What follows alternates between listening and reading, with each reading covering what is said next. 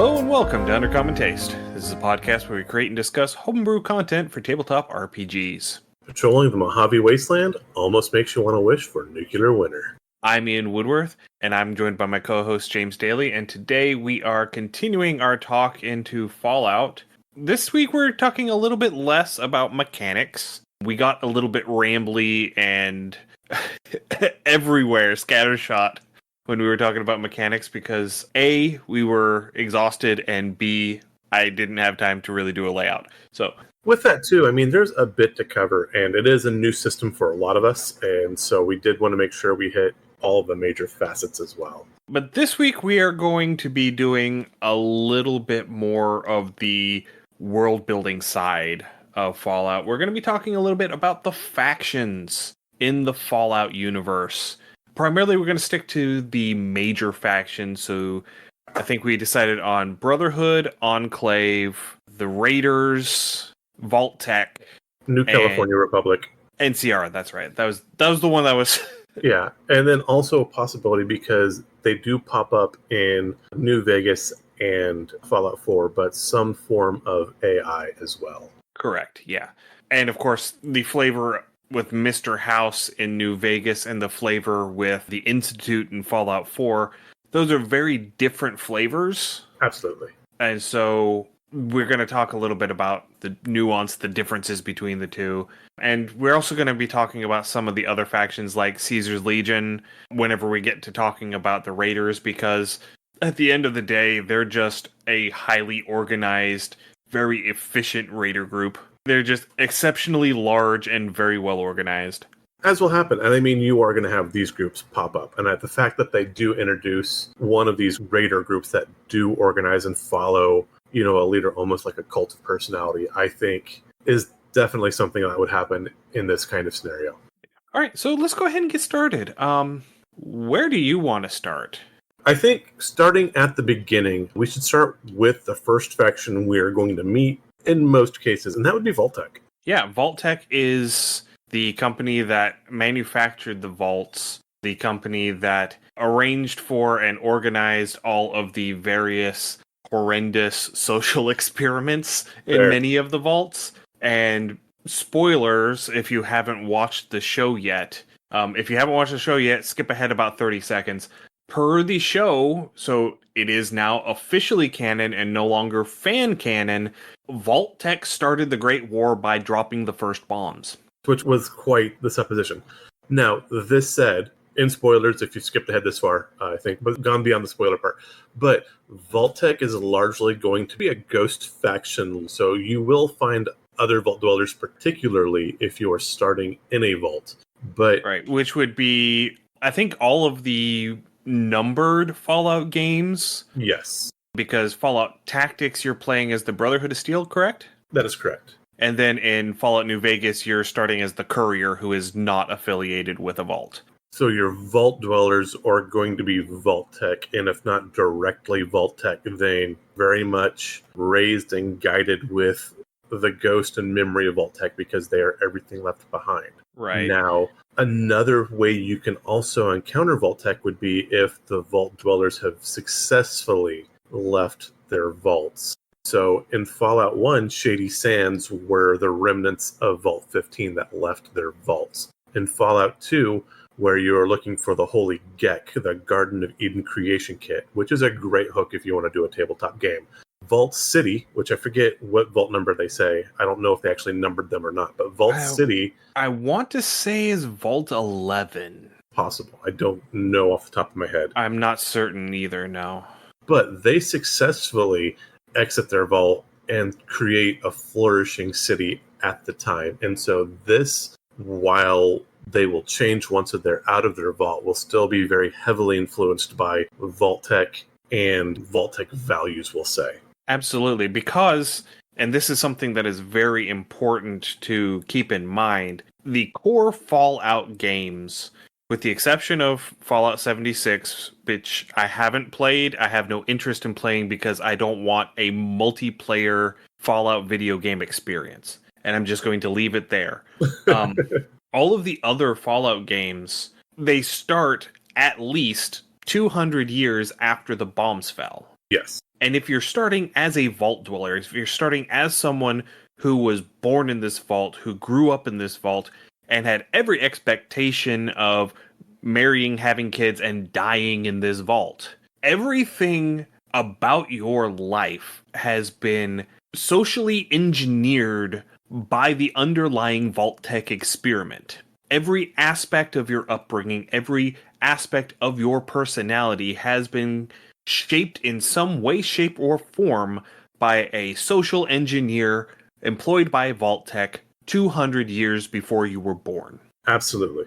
And so with this, other than the remnants of the Vault, Vault-Tec is not around anymore. The corporation vaporized with the atomic war. Absolutely. That said, everything that Vault-Tec left behind is still in play. And I think if you wanted to play this for your players, I think it'd be really interesting as like maybe there's some sort of conditioned response to a jingle or a sign. Any of us can play any number of jingles from our youth. I mean, we could go ba-da-ba-ba-bum, and everyone knows what the hell we're talking about.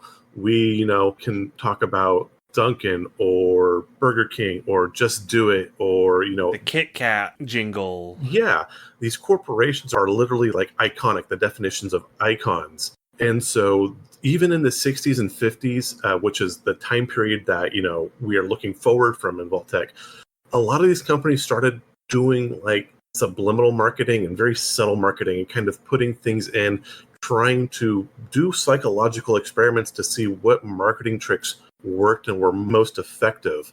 One of the great urban legends one is the whole, eat popcorn and drink Coke at movie theaters. They would sneak that in during the trailers and watching how concession sales rose or fell depending on if they put this in or not. And so if your players are out in the Wasteland and now maybe the building is painted blue and gold and Vault-Tec colors, and so your players are going to think this is a safe place because they get that home feeling because that's what the vault looked like. Or maybe there's a jingle that they hear, and so they are going to go there just off of almost instinct because they've been conditioned to do this. And of course now, no, I'm not going to go there. I was about to drop another spoiler for the show from the last episode of season 1, and I'm not going to. Okay, fair. I am going to restrain myself because I was going, nope, I'm not even going to tease at it. Nope. Good restraint. Just let it be known that it involves the faction we are talking about at present, and that is it. Yes. But yeah, so if we were going to be incorporating Vault-Tec into a game, I would say that this would be something akin to, from a D&D analog, this is the fallen civilization whose ruins you are plundering. Absolutely. This is, you're going in and finding the remnants of whatever they left behind. And a lot of it is going to be absolute nightmare fuel. Yes. Because they did some absolutely horrendous experiments, according to canon. Yes. In the name of research and capitalism, because they wanted to sell more stuff. Exactly. Absolutely. And some of the experiments that, stand out to me from the video games, I think it was Vault 108, which they filled with musicians, and then they used different frequencies pumped through the PA system to affect their mental state because they were trying to manufacture super soldiers. Yeah. There's the, I forget the number on it, but the one with the Garys, where they were experimenting with cloning technology. Mm-hmm. And so they only had one person in there named Gary, and have proceeded to clone Gary so many times that his mental capacity has broken down to the point where all he can do is go, Gary. Yeah. That does bring up something, is that perhaps in the Wasteland, because the vaults open at different times, Vault 13 was probably supposed to be one of the last ones. Again, spoilers for Fallout 2. Vault 13 is cracked open, but Vault 13 was the control vault. I don't think you have to give a spoiler alert for an almost 30-year-old game, James. Fair. But these vaults were social experiments, and so you might have members of the Waste that are slightly off or have some weirdness or uniqueness to them that has been instilled by Vault-Tec. The other thing I would come up with this is at this point, because 200 years in the past, while near everything that has survived now on the surface has some form of influence, be it minor or major, from Vault-Tec, certain rules and conditions and stuff like this that everyone at one point or another would have been instilled with over these 200 years come primarily from Vault-Tec. And so Vault-Tec would be like if you're looking back and almost like a religion, looking at like the Greek religion or the Roman religion and things that people held in high esteem or regard, and nobody really knows why, but they were just old Vault-Tec rules. So they all have these traditions or these things they do because that's what Vault-Tec told them to do 175, 100 years ago, 50 years ago, whatever it is, before they left the vaults. Right, yeah. And another thing to keep in mind is it comes out a lot in the games, and it is mentioned in the show. The survivors that are out in the Wasteland, a lot of them are aware of the social engineering experiments that Vault-Tec was doing. So if the vault that your characters happen to be from is not one of the first vaults to have opened, and if they are not the first vault dwellers that they're encountering, the people that they encounter will know about the social experiments, and they will immediately have some level of distrust of anyone wearing that blue and gold jumpsuit. That would make because they don't know what that social experiment was, and so they don't know what flavor of crazy this person is. Absolutely. Everyone's broken in the Wasteland, but Vault-Tec people are broken in very different ways. Absolutely. And one of the lines that I really liked was whenever, I think it was the ghoul, asked Lucy what the social experiment in her vault was. Yeah. Or it may have been whenever they went into the other vault.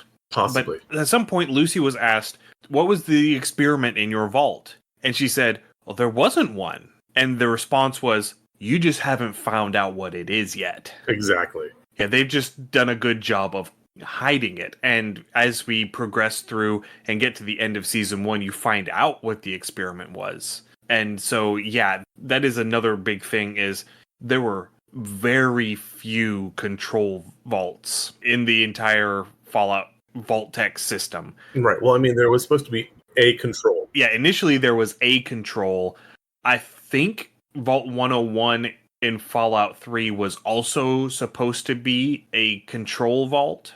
They don't outright say it, but they also don't say what the experiment in 101 was either. Right, and it has a lot of the trappings of it having been a control vault because there wasn't anything weird going on. Very possibly, yes. Or you could end up having it be like, was it Vault 88, I think, in Fallout 4, the one just outside of Boston, where they found out about the experiment that was going to be happening, and the Overseer basically shut down the experiment, and it ended up resulting in the deaths of the Vault-Tec scientist staff on the back end.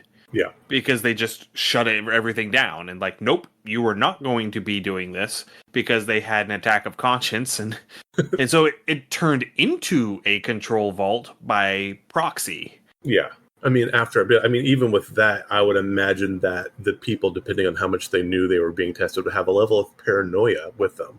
But this all brings up good stuff. If you are going to put a Vault-Tec faction within your game as you play, either your players coming from Vault-Tec or encountering Vault-Tec, you can kind of run the gambit. But as we said, they're all going to be broken in some very definitive but different way. Again, it could be a social experiment. It could be a mutation.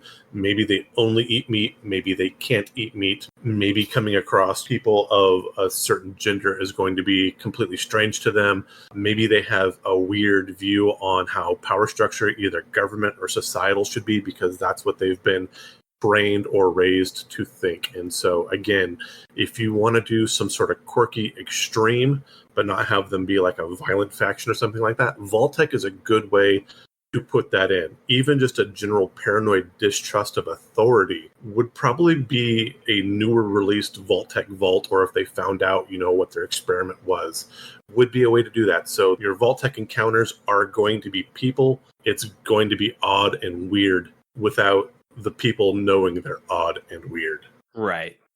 Okay, so let's keep this ball rolling. As long as we're talking about entities which were powerful pre-war, the logical next transition, I think, would probably be the Enclave. Absolutely. The Enclave initially were the remnants of the United States government and the higher ranking officers of the United States military. Right. So, like, within the United States, when the president gives a State of the Union address, there is someone known as the designated survivor, and they take a member of Congress or the cabinet. It changes for each time they do it. But where you have both houses of Congress and the president sitting somewhere, they take one person who is in that chain of authority or succession, and they hide them in a bunker somewhere.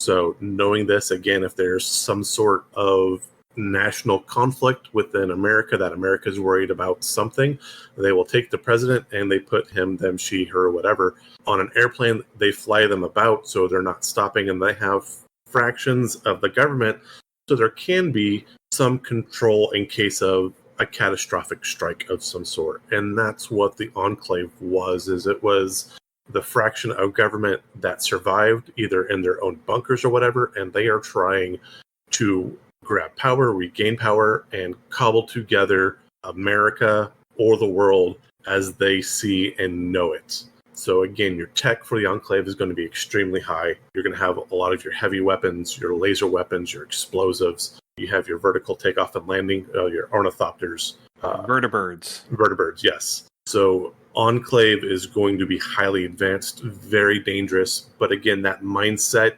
is they are the government. They are the rightful government of the area. Right. And especially as we come into Fallout 2 and Fallout 3, you tend to uncover a bit more of the fanaticism that has come out in the Enclave, especially in the later years. Yes. Because, I mean, the opening sequence of Fallout 2, before you even get into actually play the game, is troopers in that Enclave Hellfire power armor coming up to a vault, the vault opening, people waving at them from the vault, and then just a close-up of the minigun. Yeah, I love that opening. Spooling up and mowing everybody down. Yeah, that is an amazing opening, especially if you played Fallout 1 first. So when I initially played Fallout, I got it way back when your games were still on physical CDs, and it was a double bundle from Target on sale for like $10 or something like that. So I played through Fallout 1, and Fallout 1's an amazing game. I play Fallout 2, and I see these people, and I don't know what's coming up, and they're all doing the, hey, here's how to come out of the vault, here's what you're doing. I'm all excited. It's like, hey, here's a vault that actually worked. And that happens. I'm like, ooh, and then it goes into the intro, and just chills. It was amazing. It definitely does a lot to set the tone of the game. Yes. So you can speak a bit more about the early lore, because you have played through the Interplay Fallout games. Yes. I have not. My first encounters with the Enclave was in Fallout 3. And in Fallout 3, they are primarily just a glorified boogeyman. You don't really get a whole lot of the lore behind them. They're there as a convenient foil to generate conflict for you to struggle against. I get that. So the Enclave is not in Fallout 1. You see them in the intro to Fallout 2.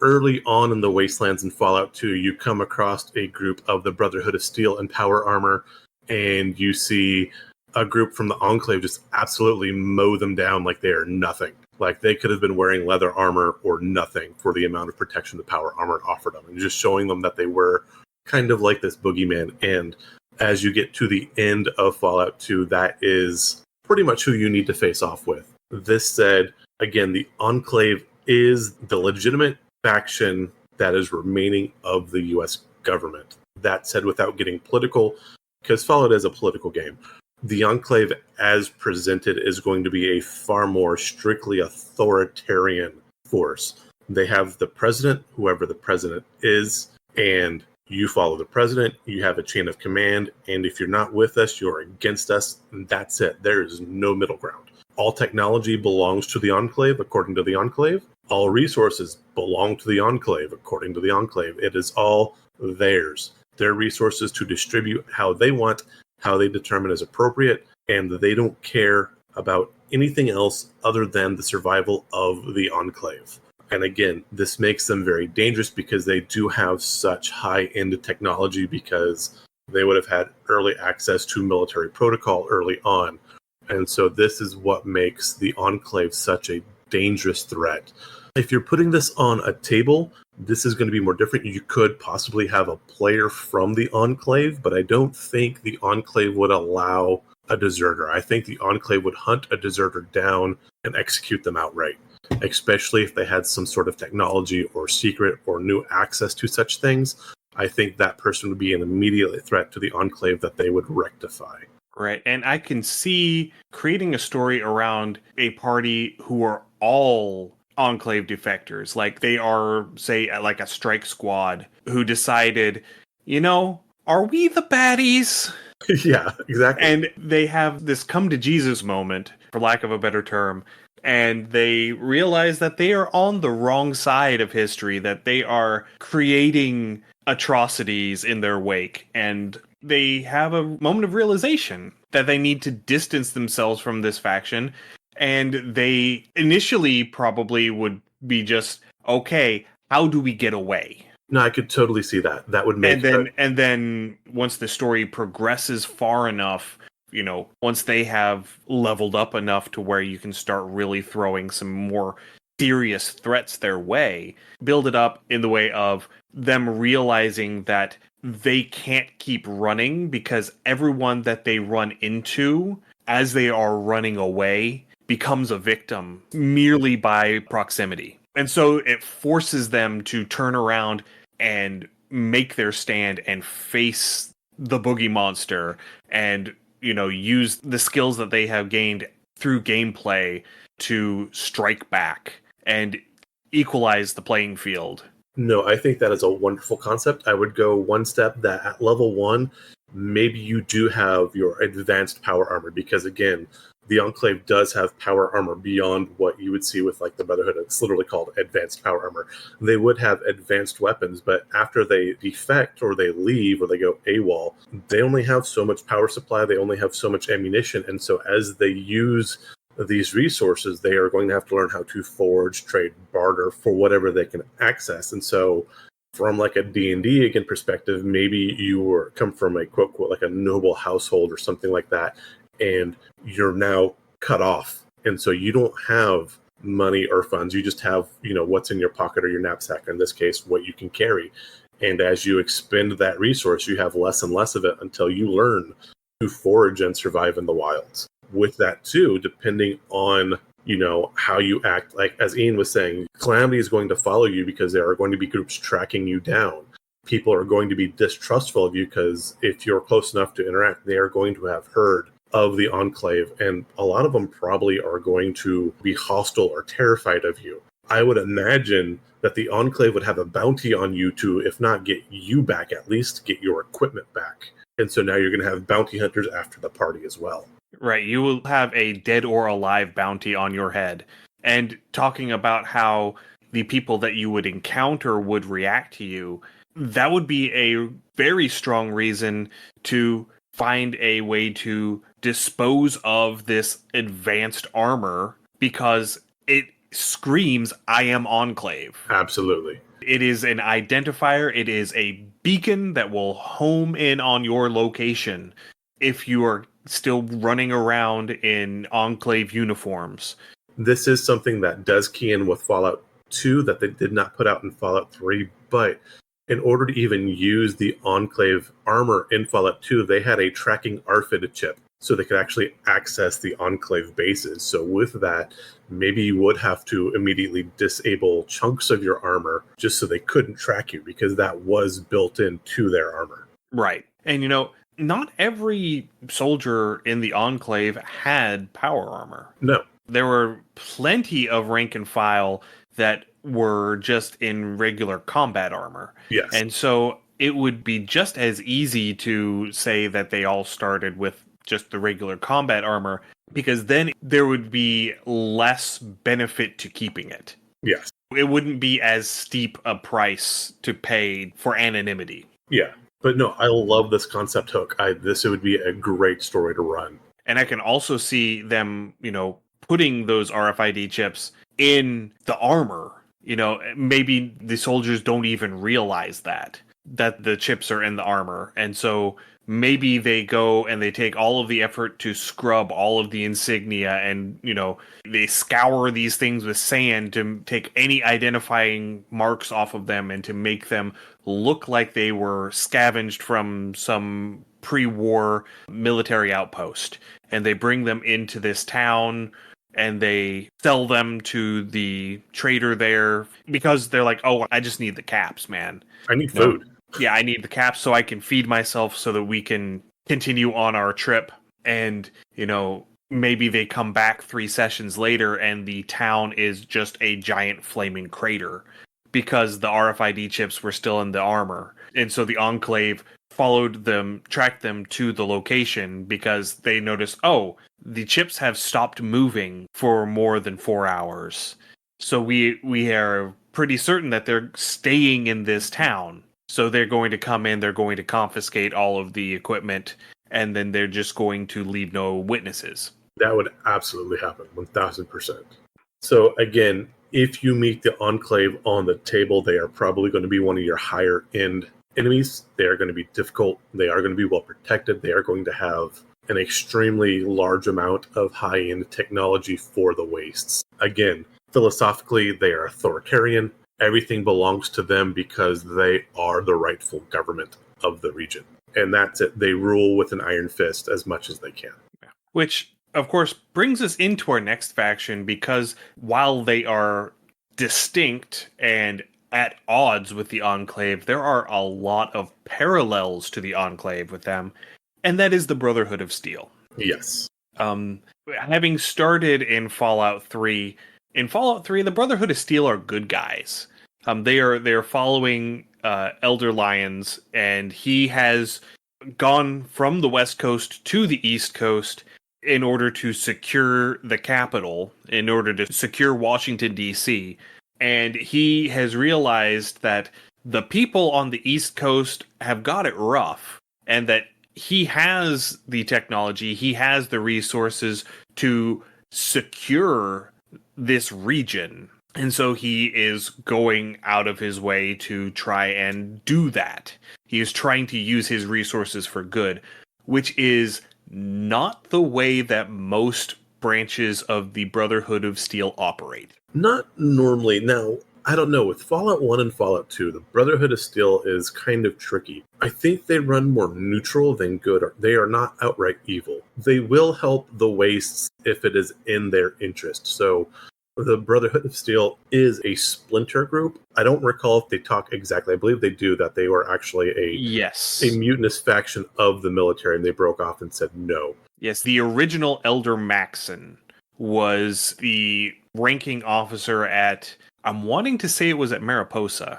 So the Mariposa military base is a location in Fallout 1. I think that he was stationed at Mariposa, and whenever the orders went out following the initial strikes at the beginning of the Great War, he just said, no, we're not going to do that. We're going to collect our families and we are going to bring them onto the base and we are going to secure this base and we are going to just look out for ourselves. And that was the genesis of the Brotherhood of Steel. Right. So the Brotherhood of Steel, again, they are going to be a high-tech faction. Again, they're collecting pre-war technology almost with a religious fervor, as if they are religious relics. They, too, will rule an area with an iron fist, but instead of it being absolutely authoritarian, I get more of a feudal lord feel with the Brotherhood. Yeah, I can see that. That comes across in their power structure as well. Very much, because like the Enclave, they are very structured top-down, but you have your elders at the top, and then you have your paladins underneath. Under the paladins are the knights, and under the knights are the squires, and under the squires are the initiates. Right, but you also have a separate faction where you have the scribes, and they're technologists and they're historians, because they are, like I said, almost fanatically fascinated with pre-war technology and pre-war history. Yes, and the scribes do fall into roughly parallel strata. Yes. And so with this, you have the side by side, so they are not pure militaristic. While you do have the elder, you do have your chain of command. It looks like those under, there is a council that does meet in some occasions. So power is more diffuse than with the Enclave. With this, there are times and scenes where the Brotherhood do absolutely horrific things in the name of their ideals. It is not beyond them by any stretch. It really would depend on who the elder is. Unfortunately, that said, the position or the philosophy, how to interact with the wilds, with newcomers, with the technology they have, will vary depending on who the elder of this brotherhood, I don't think they call them camps. Chapters, yes, is. And so with this, you can get some very wide variation. That said, they are going to be largely isolationist as well, so you will have to come to them to access. They are not going to walk out and help the wastes. They will be out there collecting stuff. They will use the civilian populace. So, hey, there's an old factory there. Go find us pre-war tech, go dig through it, and we'll give you some caps in exchange. We might give you some meds or some chems because they would have an excess of those in exchange for that. But they're not going to go out helping plant farms, raise fences, or whatnot because, frankly, it's beneath them. And so, again, you do get this still kind of very aristocratic, noble, looking down at peasants of the waste. They feel kind of like the Enclave does, that pre-war tech belongs to them. It is their tech. That said, if someone else has some, they are willing to trade or negotiate for it versus just killing the person and taking it outright. Right. And, depending on the chapter as well, according to what I have experienced in the games, some of them won't even interact with the local populace. If you're not Brotherhood, you're not worth interacting with. Yeah.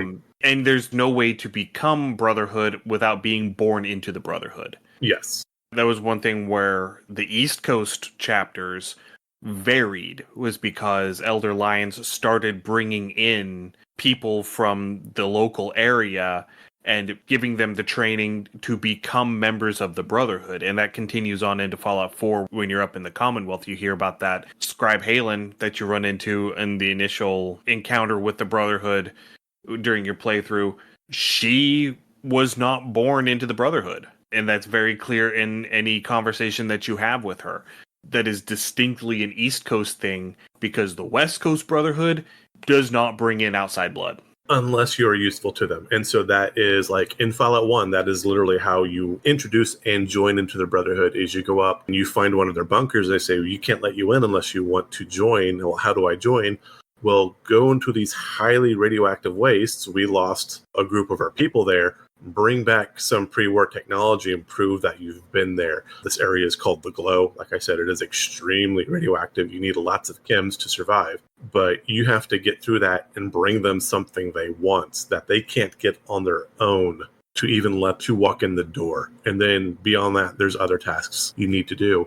And if you do tasks wrong, they will kick you out in the drop of a hat. So again, you are not terribly important to them. The Brotherhood is important to the Brotherhood.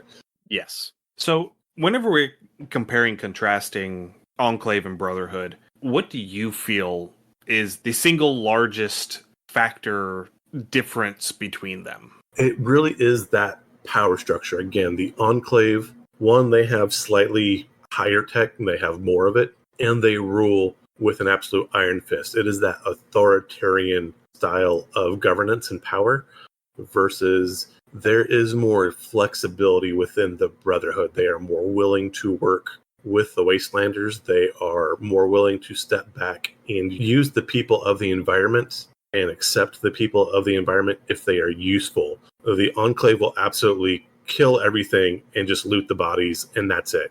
There is no joining the Enclave. There is no working with the Enclave.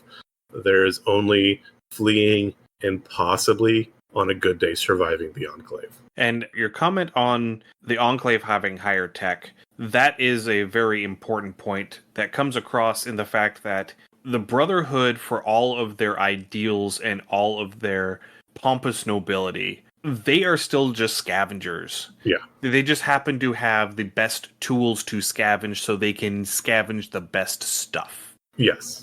So they are limited to the pre-war suits of power armor. They will go to great lengths to secure those suits of power armor, but they are cobbling together repairs. They are just maintaining the suits of power armor that they have access to.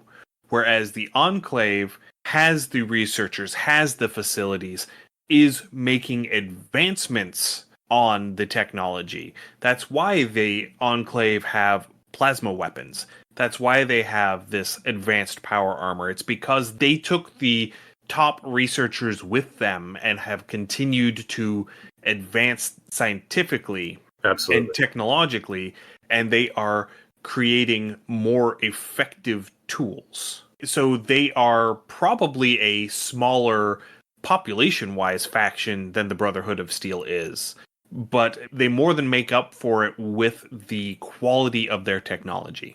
Yes, absolutely. So, like, for example, in Fallout 2, when you actually encounter the Enclave, you do find another chapter within the Brotherhood of Steel. So that means there's at least 2 chapters within California. But the Enclave, they exist in an offshore oil rig.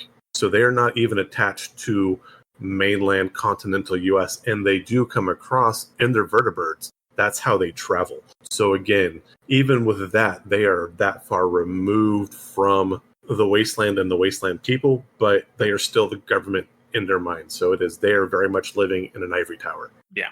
So we're going to keep over towards the West Coast because so much of Fallout happens in this, Southern California, Mojave Desert sort of area. So the major faction which has sprung up post-war organically from within the area of the games, this Southern California region, is the New California Republic, the NCR. Yes. I do find this group fascinating. And again, as we talked about last week, encountering the NCR as 18 or 19-year-old young man versus looking at them through the eyes of a 40-year-old, they do come off a little different. And that's understandable and fair. But they are a government that has grown collectively. And NCR is by far the most democratic government that forms. Again, they definitely have their flaws. But they do try, at least in how they pronounce and how they show, to be democratic. They will welcome anybody who is willing to react and live within the rules and laws of NCR.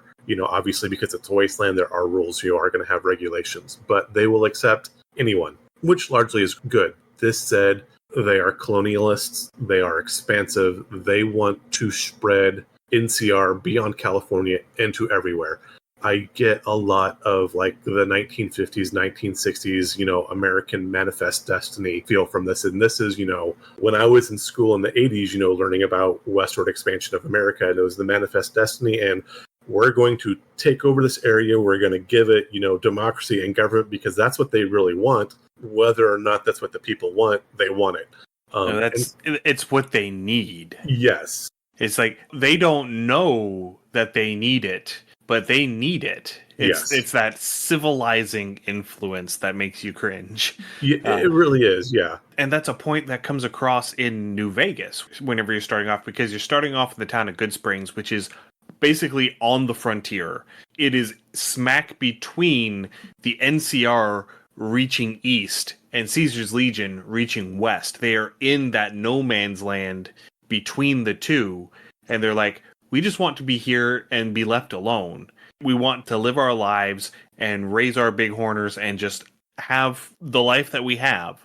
But we've got this gang of slaver lunatics coming in from the east, and we've got these guys with one hand outstretched for a handshake and the other hand holding a pair of handcuffs, going to drag us into their more perfect union, whether we want to or not. Right. It's like, if we accept help from one, we are becoming a part of that.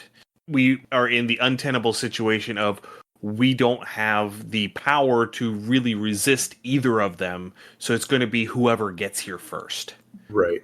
A good historical analogy for this is the Kingdom of Sicily right before the First Punic War between Carthage and Rome. Sicily didn't really want to be part of Carthage, but Carthage said, no, we're taking you over. You're going to be part of us. And so they look to anybody for help. So they looked at Rome. They bring Rome and the Roman legions down to kick out Carthage. And then Rome decided, I just don't want to go home. And I mean, you couldn't beat Carthage, but we did. So how are you going to beat us? And now Sicily is part of the Roman Empire. And that's kind of the same feel you get with Good Springs in the New Vegas region. Absolutely, yeah. But yeah, like this, again, of the groups, and again, NCR by no means is palatable, but they are the most palatable. And again, you can find them. They will be far more accepting. Their technology is sporadic. I mean, they're kind of all over the place. Higher up, you would find them in what would they call like combat armor or metal armor within the games. So they are not as technologically advanced as the Brotherhood of Steel, but they do have their stuff together. But what NCR does have going for it is they do build communities. You have cities, actual functioning cities within the Waste. They may not be, super high functioning like Vault City, but they do function. You have trade, you have commerce, you have people going together, you have a established system of law and order. NCR really is a bright point within the Wasteland as a safe place for people to go. That said, this would be very much like a medieval or Victorian city where it's safe on the surface. Again, there will be gangs, there will be factions, there will be things that you could very easily walk down the wrong alley and disappear in the night. Right. And I think the strong point of the NCR, at least from a military standpoint, is that the NCR has numbers. Yes. When you get into Fallout New Vegas and you're dealing with the initial clashes that the NCR had with the Brotherhood of Steel over the power plant at Helios 1. The Brotherhood of Steel had the power plant. They were holding the power plant, and then the NCR showed up and just kept throwing bodies at them until they literally had no option but to leave. Yeah, to quote Joseph Stalin, quantity has a quality all of its own. Yeah. And so that is another thing that you need to keep in mind whenever you're talking about the NCR is that they will try to brute force things. Yes. Because they have the resources to do it. But from a technological standpoint, what they have is what the Brotherhood hasn't snatched up yet. So it's not going to be as high quality as what the Brotherhood has, because the Brotherhood had first pickings. But you still have instances where, like in Fallout New Vegas, they have the heavy troopers, NCR heavy troopers, which are effectively soldiers wearing power armor without the frame. Yeah. They're just kitted out in this stupid heavy armor, carrying miniguns, and just they are there to be literal bullet sponges. Yeah. That said, you do bring up a strong point, even just talking about the armaments. About the heaviest thing that you're going to find in the NCR that they are going to have in general will be, quote, quote, modern firearms. They are not going to have plasma weapons. They are not going to have laser pistols. They are not going to have that kind of futuristic tech that you see in Fallout. They are limited to traditional powder and projectile ammunition. Yeah, conventional firearms. Yes. Which is a certain limitation whenever the people that you are fighting have big, thick metal power armor suits, because it takes a certain amount of oomph to punch through that. Yes. Now, and I did not see within the written rules, and I would imagine it's there, but I know particularly with Fallout 2, they do delve a lot into weapon types. And so within Fallout 2, if you really want to get number crunchy, you had full metal jacketed weapons and you had hollow point weapons that, again, your jacketed ammunition would punch through armor, so it negated armor or damage resistance from the armor, while your hollow points just did more blunt face damage, but then was soaked by that. If you want to play into that on the table with the type of ammunition you give your characters, that is absolutely something to do. Yeah, and they brought that back for New Vegas. A bit, yeah. But yeah, that is something that if you wanted to go through the effort of the number crunchiness yes. of it, you could totally do that. Where, you would have certain ammunitions that would be better against armor and certain ammunitions that are better against unarmored targets. But going back within the New California Republic, again, this is going to be one of the few relative quote quote safe zones for a Wastelander or a Vault Dweller or something like that. NCR would greet a Vault Dweller with the same open arms as they would a Ghoul, as they would a Wastelander, as they would a Reformed Raider. As honestly, if a soldier from the Brotherhood of Steel walked up and said, "Hey, I'm here as an envoy," they would accept them just the same. They are, if not actually democratic, at least trying very hard to be democratic. And to that, I tip my hat to them. All right, so we have talked about the different organized factions and dipped into some of the less organized ones. Let's talk about raiders, because raiders in the Fallout universe are a unique flavor of Anarchy, enemy. woohoo. And they are the epitome of the literary trope of a band of survivors who have surrendered morals for survival. Most of the time, yes. Most of the time. There are some factions that have completely different motivations, which I'm assuming we're going to be getting into here in a minute. And I don't know if there was more nuance to the raider groups in the original couple of Fallout games. A little bit, yes. But once you get to Fallout 3 and on, it seems to be mostly just opportunists. So, yeah, the raiders largely were opportunists. They would generally fall under a leader that had either a strong arm or some sort of cult of personality.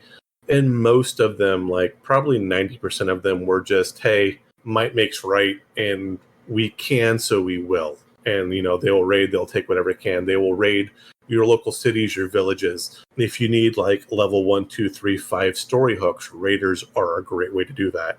In Fallout 1, the first civilized encounter you make is Shady Sands, and you have 2 missions that come from Shady Sands. One is clear out the Rad Scorpion Cave because they're killing all the farm animals, and bring back some Rad Scorpion tails so they can make an anti-venom. And mission number 2 is that raiders came in and stole the group leader's daughter. And so now you got to go find, I believe it's the Khans, is that group. Within Fallout 1, you have the Khans, the Blades, and the Vipers are the 3 larger raider groups. And then you have wandering bands of raider groups within the wilderness that just kind of pop up for a random encounter as well. These are going to be very low tech. They might have metal armor at the most. Generally, they will have either leather armor or a leather jacket.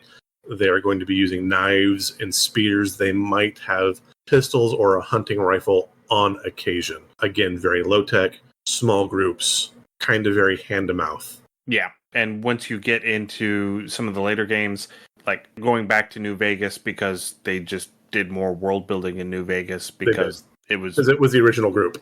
Yeah, right? So you had groups like the Fiends, and the Fiends, their whole unifying thing is we're going to go and do a bunch of drugs. Yeah. And well, it's Vegas. Yeah, it is. It is. And so they are living their best life, which unfortunately deprives other people of theirs, so it's not really all that. It is frowned upon. With that, I will touch on, and just because they are groups within the game series, I'll touch on them briefly. I would not want them on my table particularly. I would feel squeaky about it. This would be a 0 session things. There are slaver groups. So again, capturing people for slavery and selling them into slavery, unfortunately, is a theme within the game. You do have people that are captured that you must rescue. You can choose to work or not work, or even 1 or 2 instances sell people in Fallout 2. Again, it's very squicky. I would not personally want it in my game, but they are presented. They are a faction. They do exist. 0 sessions. Right. And that does show up again a bit in Fallout 3. I feel like they finally got away from that in Fallout 4. It's loosely implied in New Vegas as well with the Legion. Well, yeah. Not loosely implied. It is explicit within the Legion. Okay. I don't recall. I mean, that's one of the NCR's, rallying points is that we are standing on the cause of freedom because they are enslaving people. Yes. But, I mean, in Fallout 4, I think that it would have oversaturated the game because they're trying to draw attention to the machine sentience of the synths. Right. And whether the Institute's control over the synths is slavery. Right. And trying in a very ham-fisted way to ask that question. at what point does artificial intelligence become intelligence? Right. When is it sentience? When are you a person? And as a sci-fi trope, I love any sci-fi that addresses that question. I find it fascinating, but that is a topic for a different podcast. Yeah, absolutely. That said, again, your raiders, they are going to be savage generally, and by savage, I mean, again, very aggressive. They're going to be very Machiavellian, we'll say. If you're useful to them, they will keep you about. If you're not, they will betray you and kill you at the drop of a hat because they want what you have because they want it. It is the Wastelands, it's wild, and survival is survival, and survival is paramount. Right. Raiders are fairly easy until you get to a large organized group of raiders, because what is NCR, what is the Brotherhood, if not a large organized group of scavengers? Right. And you have actual raider groups that are large and organized. You have the Great Khans. The Great Khans are probably one of the largest raider groups, to the point where they've gotten so large and so organized that they have stopped really effectively being a raider group anymore. Yeah, they are starting to show the starts of what we'd call government, and they are putting down roots, and they are trying to carve out territory for themselves at this point. Yeah, and in Fallout New Vegas, you've got the three families that run the casinos. Yeah. They all started as raider groups, and they were the three raider groups that agreed to Mr. House's conditions, and because they agreed, they were given casinos on the strip to run and become legitimate. Yeah.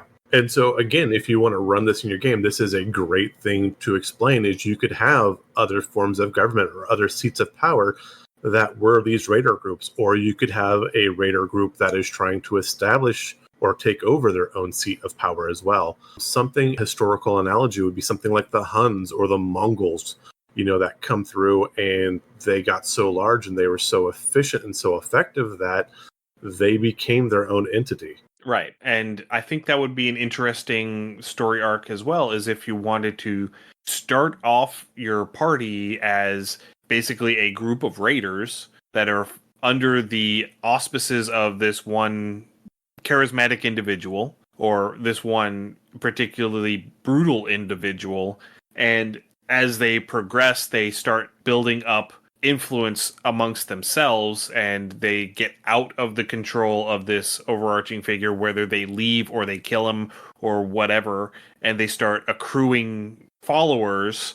And if they can keep their followers in line and establish themselves in a certain way, they turn themselves into a faction. I absolutely would agree with that. And if you wanted, again, more historical analogies to kind of borrow from, look how Bronze Age city-states formed, where you had a warlord, and then you had people that started putting down farms for agriculture or herding animals for, agriculture, cattle, things like that. And, well, we can protect this, and now we have a granary.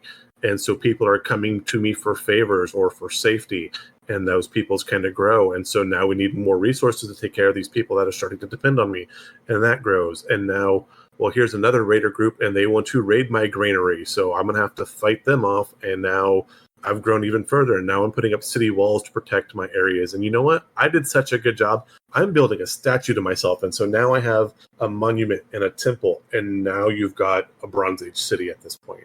So this would be a very organic flow if you wanted to set your players on that path, and I think it would be a lot of fun. Yeah, you start as an extortion racket and you become an empire. Yes. Again, as often happens in history. Yes, that is very true. It's the way that nobles became nobles in medieval Europe was they were the meanest asshole with a sword. Might made right most of the times. So with these raider groups and these factions, so I was kind of kicking around this idea, and I have this storyline idea that I think would be a ton of fun to play. So follow along with me. Again, a lot of Fallout 1, Fallout 2 takes place in Northern and Southern California. Fallout 4 is in Boston. Fallout 3 is in DC. So you have your professional sports teams. So what if your raider groups or your groups of people are these old fanatic fans of whatever, major league sports teams. And if there's two enough that would be close, then you would have this divide, kind of like you would see like in Roman and Byzantine times where you had the greens and the purples. Is it greens and purples or greens and blues? I can't remember, but you have these two things. So like the Oakland Raiders and the San Francisco 49ers back before Oakland moved to LA or moved to Vegas and completely ruined my analogy. But you have these two sporting groups, and that's where the people have divided into fans and factions.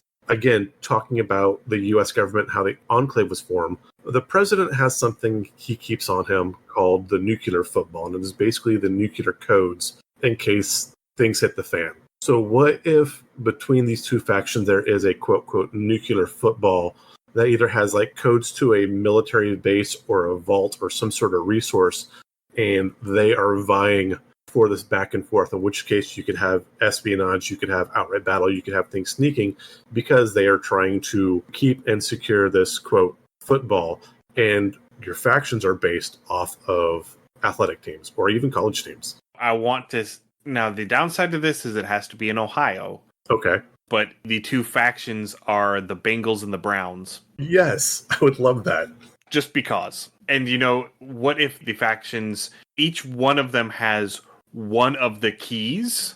Oh, yes. And they have to try and get... It's like capture the flag. You have to get the other team's key while leaving your key secure, so that at the end of the day, you have both keys, so you get access to whatever it is. I like this. And so instead of like a nuclear weapon or a facility, we'll tip a little bit of a hat to New Vegas.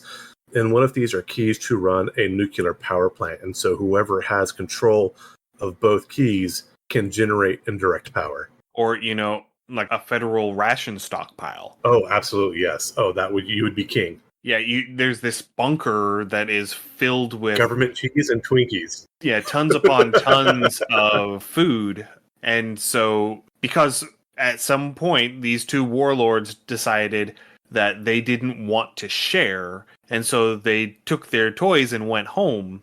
But now, nobody can get in because the descendants of these two warlords still each have one key, and they haven't been able to secure the other side's key. Or maybe there have been multiple instances where both sides lost their keys simultaneously and ended up swapping them. Oh, so they may not have their original key anymore. They may have the key that was originally belonged to the other side, but the other side now has the key that originally belonged to them. I love it. And the seats of power may be the original arenas, because, there would be a lot of facilities and stuff for them to use, but they're based off of these old athletic teams. And, it would be a great point of identity for the people who vied for one faction or the other. I could see a sports team or a sports complex becoming identity of a people that formed in the Wasteland. And, hey, we are the Bengals because there's the stadium, that's where we're from. That would be a lot of fun. And I really think that would be a good hook for a starting story.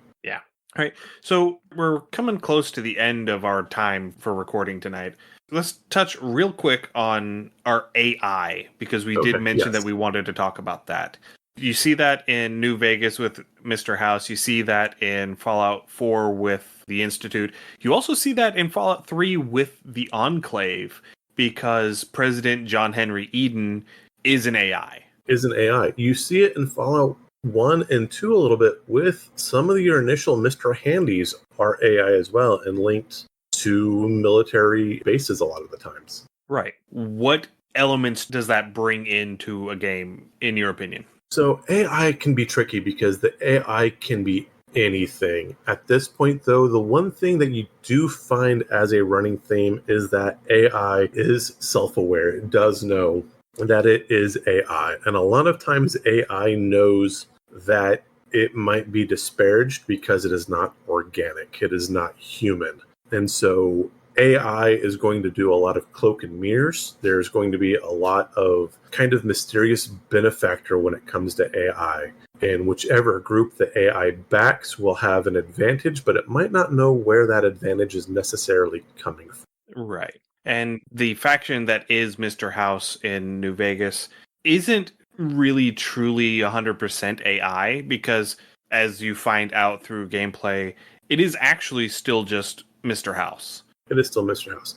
Now, I will say Per the Fallout universe, the AI is almost never malevolent because obviously it wants to run things and it does need some sort of physical executor to function for itself. That said, I could honestly see a very watered down version of something like Skynet maybe forming, because it was the Great War and you did have this, very Cold War themed.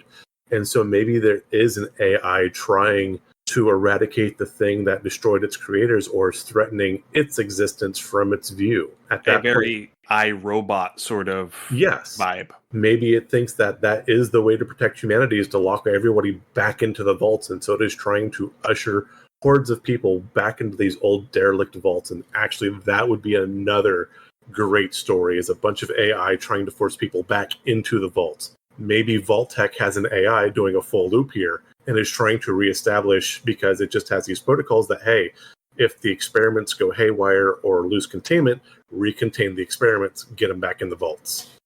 Yeah, I want to play that game now. We might have to figure out something. Yes, absolutely. All right, so I think we've done a pretty decent job. We've rattled on for an hour talking about the different factions and how to dissect them, how to bring them to your table, what elements to bring in to really give it that proper Fallout feel to them. Because with Fallout, again, it's going to be a lot more social than something like D&D. And so how your party relates to these various factions and what they decide to do will shape their story far more extensively than most of their combat will. All right, so thank you everyone for joining us tonight. If you have any comments, suggestions, or ideas, please send us an email, undercommontaste@gmail.com, or come and join us on our Discord. You can find a link to the Discord in our show notes, or by going to undercommontaste.com, where you can also find links to all of our other social media, our TikTok, our YouTube, all of our content throughout, including our Patreon and our itch store, where you can buy our liminal horror adventure Beneath the Lake or my solo RPG Forever Home. Excellent. Also, you can join me on Monday, Wednesday, Friday from 1 to 4. I currently am playing through Fallout 1. I am doing a melee-only playthrough, which has been quite interesting. We are approaching the end of the Fallout story. After that, I do not quite know what I'll be playing, but I will definitely be playing something. And that is at twitch.tv/undercommontaste. So thanks again, everyone. Stay safe, and we will see you all again in 2 weeks. Happy gaming. Thanks for joining us for another episode of Undercommon Taste. Our theme song is Massacre Ann, written and performed by Mary Kroll and used with permission. You can find Mary online at marykroll.bandcamp.com or on Patreon at patreon.com/Dr. Mary C. Kroll. Our logo is by David Sutherland. You can find more of David's work on deviantart.com/David Sutherland or on instagram.com/Willex_73. We'll be back in 2 weeks, so stay safe, and we'll see you then.